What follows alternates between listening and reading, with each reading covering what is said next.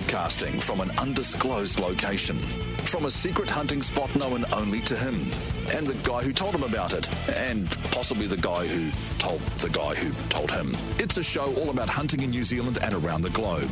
This is The Hunting Show. Find The Hunting Show on Facebook and Twitter for up-to-date information on upcoming shows and topics. Welcome back to another episode of The Hunting Show. I'm your host, Stephen Spargo, and thank you so much for letting me take up, well, what is about half an hour of your life. The interesting thing is each week our shows tend to trend a little bit larger. Obviously, we're gathering momentum as we get into this.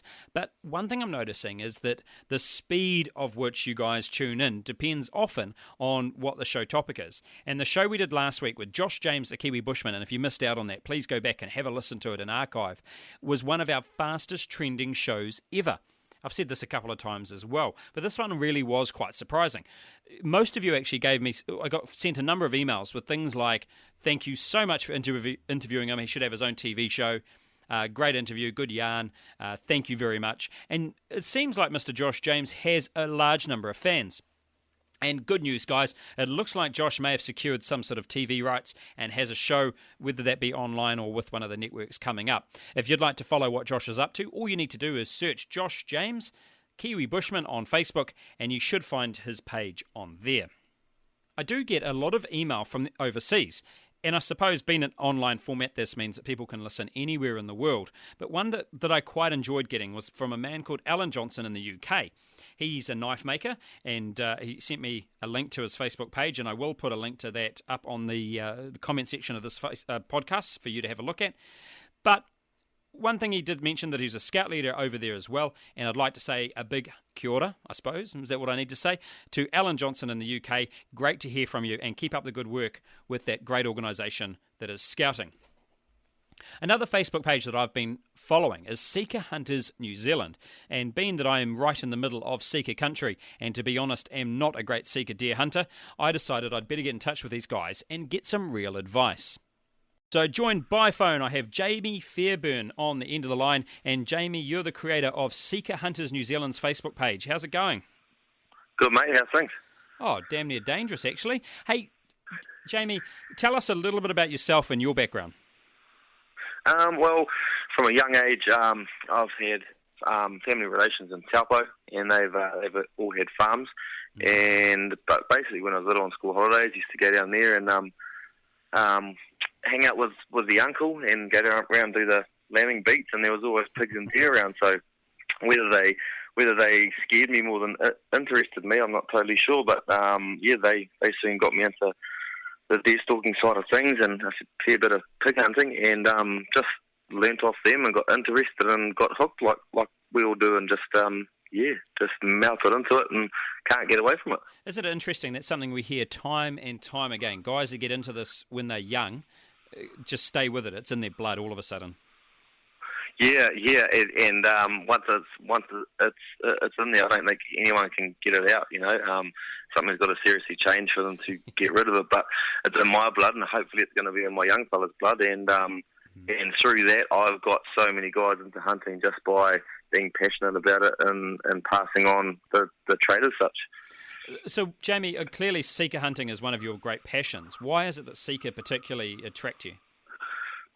Well, my uncles were big Sika hunters. How they got into the Sika hunting side of it, I guess they were just living in Taupo. It was the closest. They definitely hunted the reds, but when I started hunting with them and going for walks in the Kaimanawas and flying trips, it was always Sika trips. So I sort of started on Sika, and they interested me, and I just really liked the look of them and how they interact with humans. So yeah, it was sort of what I got introduced into and learnt the craft with. So I sort of stuck with it as 90% of it. Yeah, it's interesting because I'm a little bit the opposite. Even though I live in the beautiful Taupo, it's something that hasn't quite taken off with me. I do a lot of red deer hunting, and I've gone looking for Sika, and I've had a couple of decent goes at it. But there's something very, very different about hunting Sika, isn't there? Yeah, there is. They're just, I don't know how you describe it. You know, there might be some big red hunters out there that say red them far better than Sika, but I'm the opposite there. I just love, I love the look of them. how hard they are to find at times, and how you can give a roar and it'll be 100 metres away, yet that stag will pinpoint you within 10 metres, and you don't even hear them coming. And they're just very curious, and young spikers and stags will, normally always stop and look over their shoulder, or they'll take that one step too far and look around to treat you. But that's what I like about them, I guess. They're just curious and just very, very neat looking animal.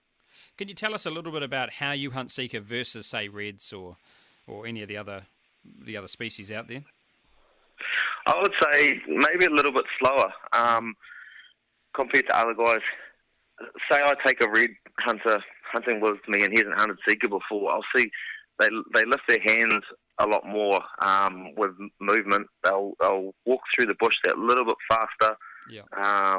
Maybe because the reds can be sometimes, you could call it a little bit dumber. Don't get me wrong, they're not easy there to hunt, reds, but you just got to be a little bit sharper when you're hunting Sika, because you don't get that second chance.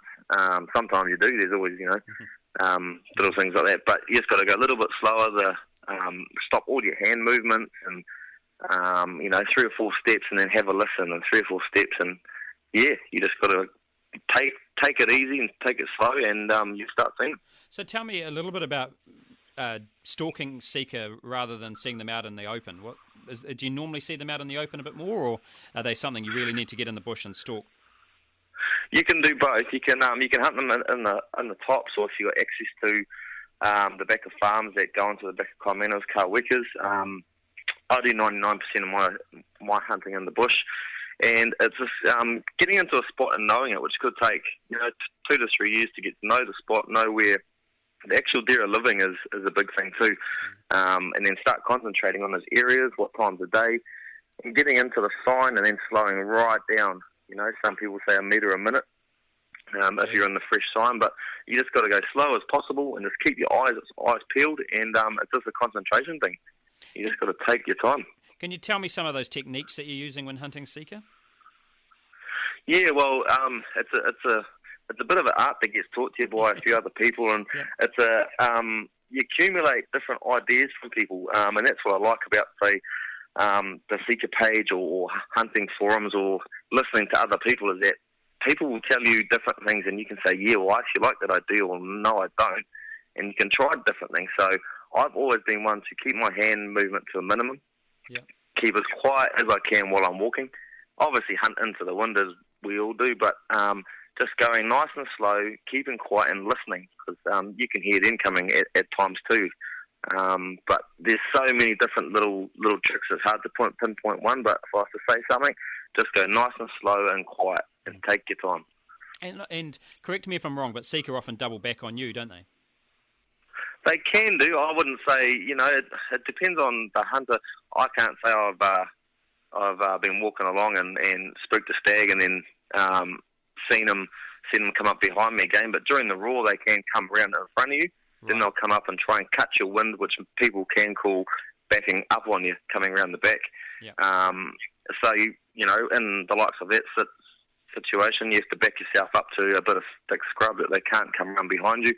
Have a nice open view in front of you before you roar. But if a spiker does come up to you and he'll see you, because he's young and curious, he may run around the corner, then come back over the hill to look at what sort of animal it was, because he hadn't seen it before. Mm. And hunting in the Kaimanawas is pretty gnarly at times. It's pretty rough country in places, and it's very steep. What sort of gear are you taking with you? I take enough gear just in case I do end up spending that night out, because it's not a matter of navigation, it's a matter of falling down a bank and breaking your ankle and think, hopefully I've got enough gear. I like to always carry a little bit more than others. I've always got my personal locator beacon, a GPS, and GPS is handy for marking in those nice little spots and clearing. So when you're in there next time, you can use GPS to link up all those areas. But a spare doozy, all your safety gear, and a bit of food. If you hurt yourself and it's getting dark and you want to camp up, you want to have a few extra muesli bars tucked up underneath there. No point going cold and hungry. Yeah, so, that's right. Yeah. Have you ever been lost, mate? Yes, I have. Yes, it's not a very good feeling.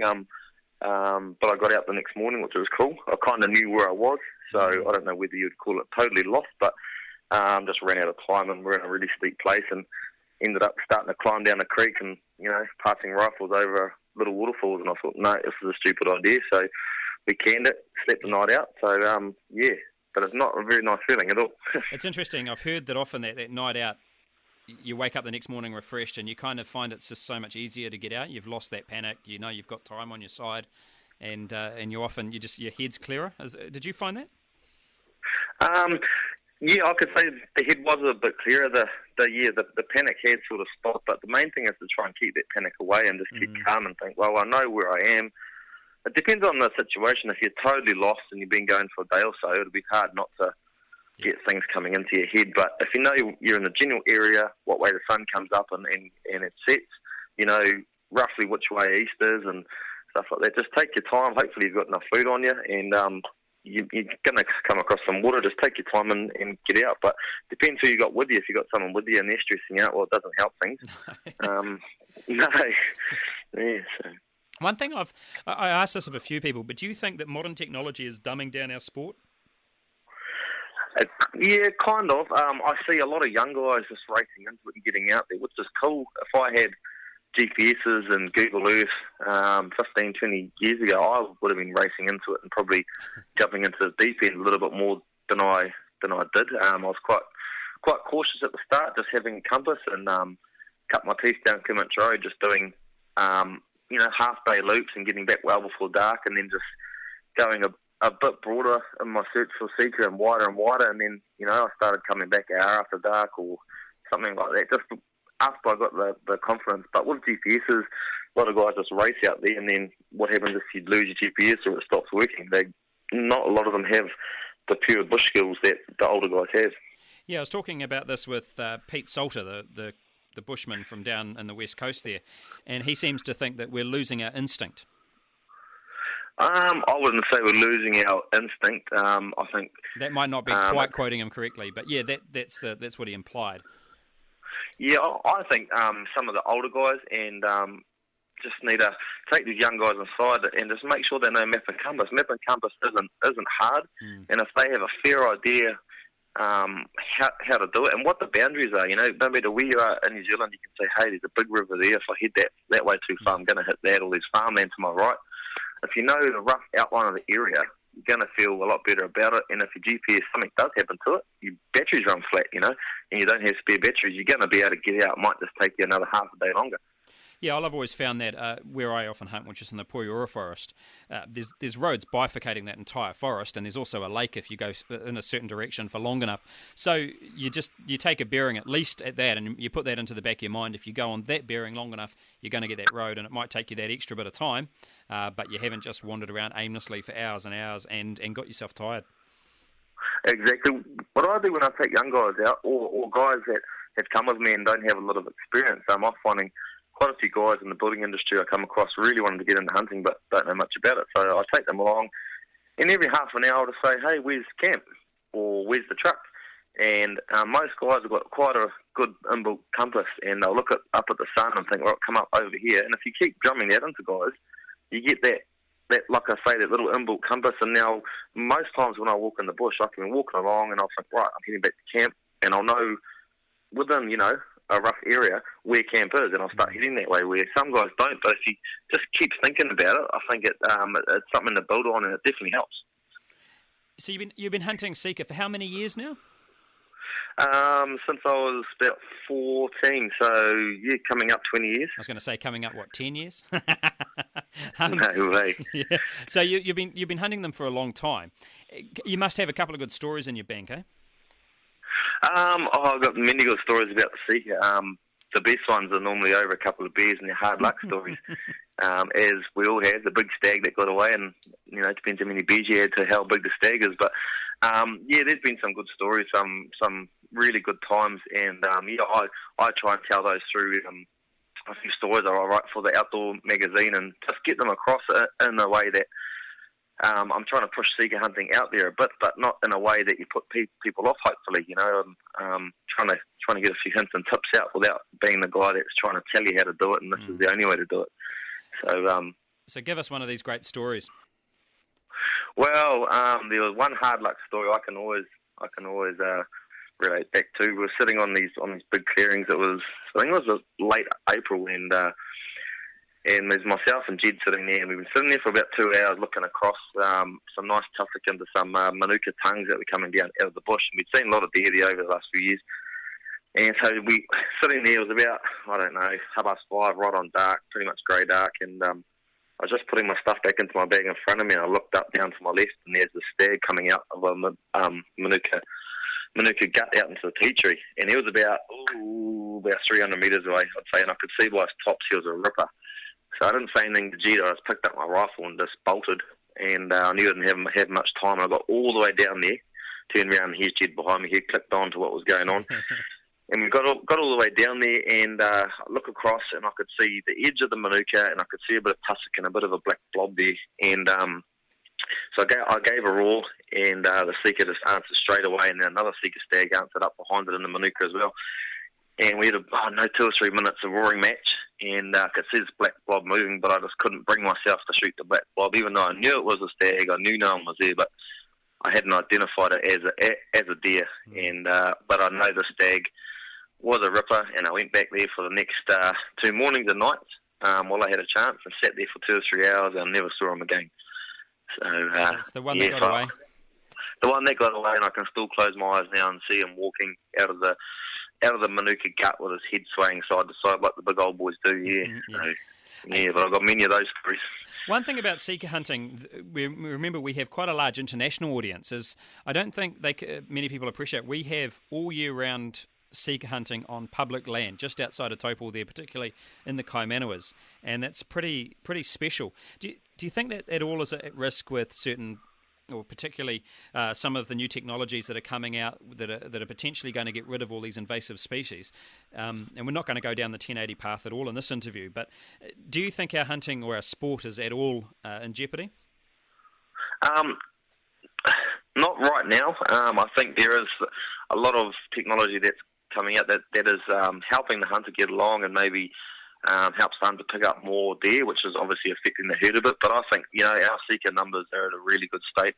And some of the areas they live in, you're just not going to get rid of them, all that tall manuka and kanuka. You just can't. But as far as New Zealand versus around the world goes, I've hunted a few places around the world, and one place I hunted Sika was Scotland, and they are quite restricted to what they can shoot, and access, there is no public land as such. So I think we're pretty lucky, and I think our herd is pretty safe for quite a while. Yeah, for the foreseeable future, and let's hope it stays that way.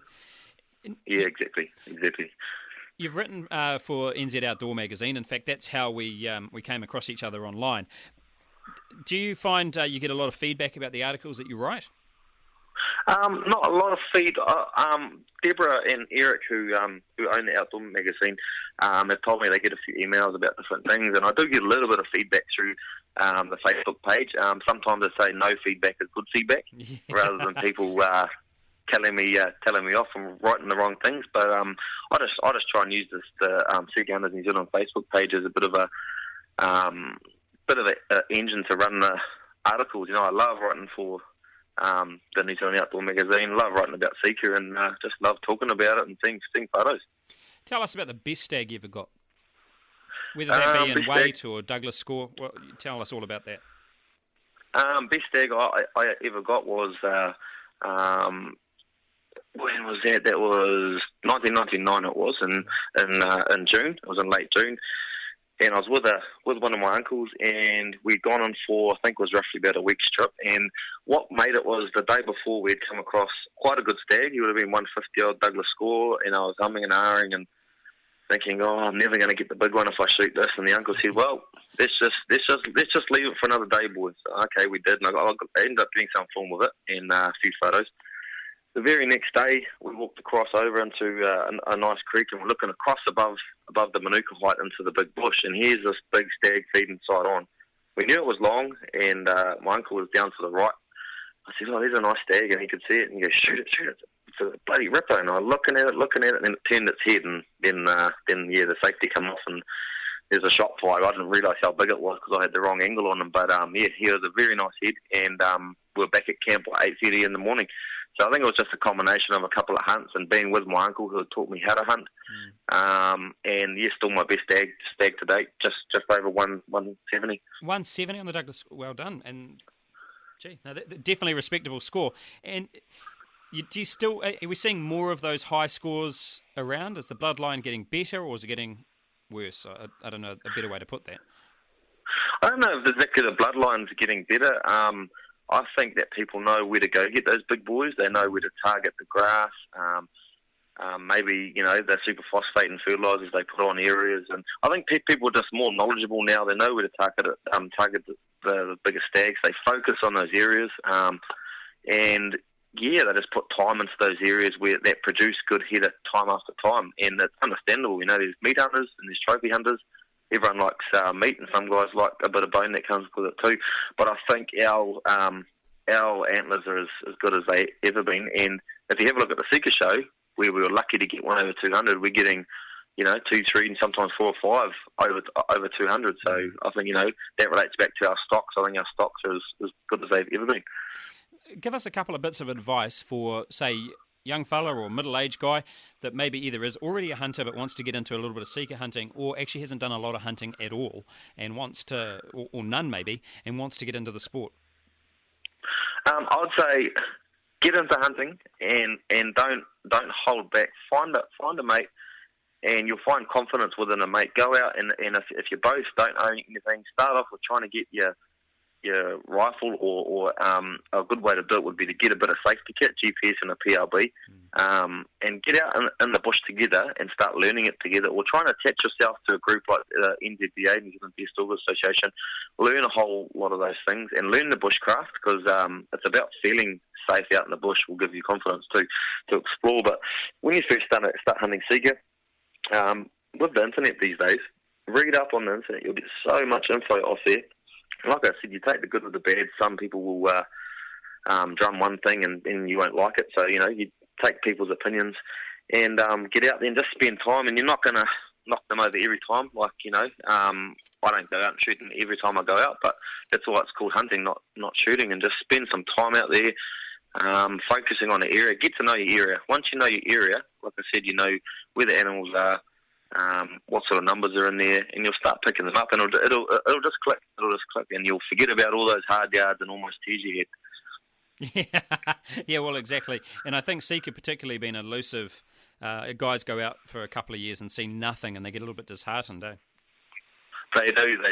And I was like that, even though I was, I was taught with guys by guys that had 40 years experience. It was totally different when you're out by yourself at 16, 17 years old. Feel like you're going in a circle, not believing your compass, and all you're seeing is deer, poo, and prints all day. But then, like I said, that confidence starts coming, and you venture a bit further. You're forgetting about where to go. You're rather focusing on what's in front of you and where the deer are. And then you start picking them up. You go back to the places that have got a lot of sign, and you see rubbings for stags, and then the roar comes, and you never know. Your first deer might be a big 8-pointer. Yeah, well, that part of it is just sometimes a little bit of luck as well. Jamie, next time you're in Topol, now, you remember I'm not an experienced Sika hunter by any means at all. I've gone for a few wanders. I've had a little bit of luck, and maybe that was combined with some dumb luck and a bit of skill as well. But Jamie, let's go out and have a burn around, eh? For sure, that sounds very, very, very, very good. I'm definitely keen for that. Yeah, and hopefully I don't mess up your mojo too much. If people want to find your Sika Hunters New Zealand Facebook page, how do they find you? Just jump on Facebook and put in Sika Hunters New Zealand, and it'll just pop up. And feel free to send us some photos. I try and put most photos up that I take and share other people's photos. Cause it's all about sharing and learning, and it doesn't have to be a big stag. You can, whatever you shoot, or it might be a neat hunt and you shot a hind. Just tell us a bit about it. Send your photo in. Yep. Costs us nothing, and we'll put it up there. But it's a good place to learn. And Jamie, I'm sure I'll catch up with you at the Sika show coming up right here in Topol very soon. You will, yeah. I'll be on the stand with David Penfeld, the co-editor of the Outdoor magazine. So come along if you've got any questions regarding to hunting and Sika and stuff like that. Just come and say hi and ask us a few questions. And I'm not going to bite your head off. Cheers, Jamie.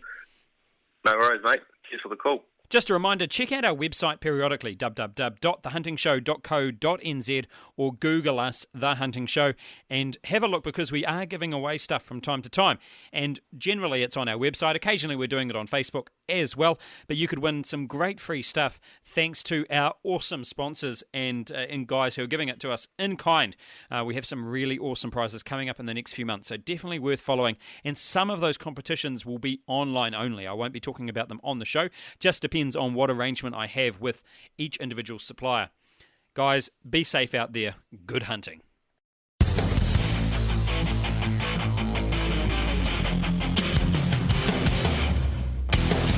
Broadcasting from an undisclosed location, from a secret hunting spot known only to him, and the guy who told him about it, and possibly the guy who told the guy who told him. It's a show all about hunting in New Zealand and around the globe. This is The Hunting Show. Find The Hunting Show on Facebook and Twitter for up-to-date information on upcoming shows and topics.